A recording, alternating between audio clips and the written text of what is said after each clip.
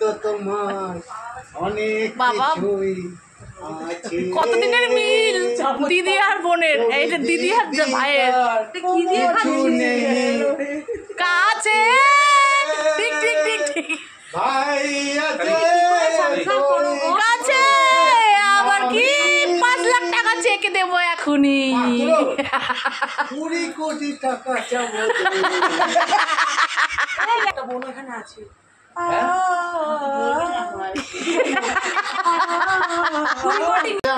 जिंदगी वही चलते रहे, खुशी मिले है गम बदलेंगे ना।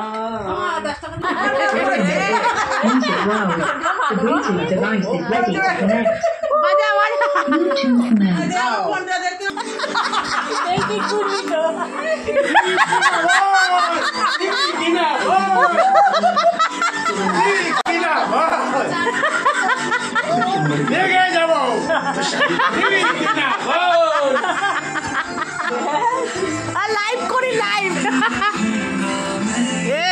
এনার্জি আসছে না কবে আমি তোমার।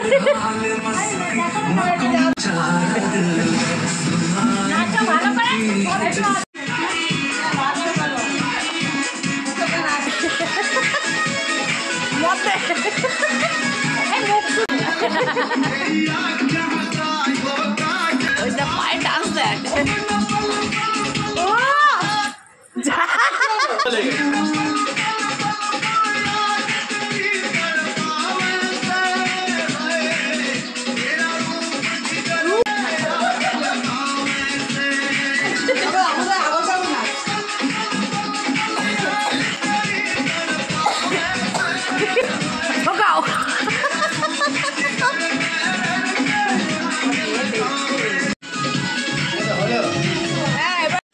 তো নমস্কার বন্ধুরা, আজকের ব্লগটা তো জমজমিয়ে হয়ে উঠেছে। আর আজকে শো স্টপার হচ্ছে আমার মামা। তোমরা দেখেছো তো জামাই ষষ্ঠীর সন্ধ্যাবেলাটা, সকালবেলা তো খাওয়া দাওয়া করলাম, সন্ধ্যাবেলাটায় মামা আর মা মানে মাতিয়ে রেখেছিল।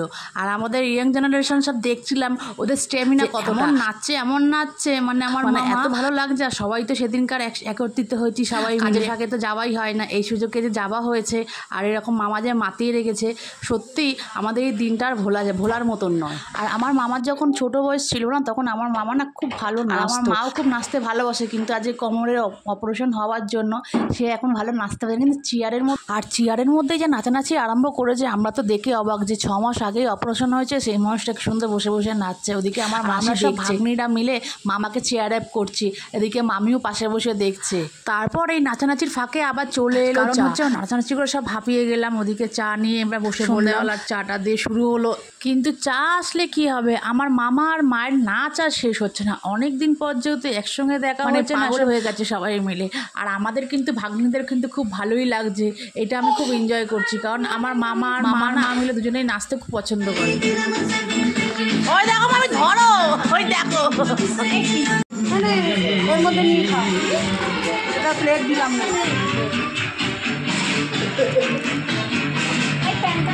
ওটা আর কে চা খাবে? আমি খেলে না যাও।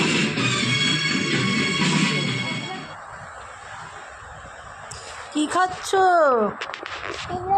দেখি দাঁতগুলো দেখাও, ই দাঁত দেখা। এ মা, কে চলে গেল? হ্যাঁ, কোথায় গেল? হ্যাঁ,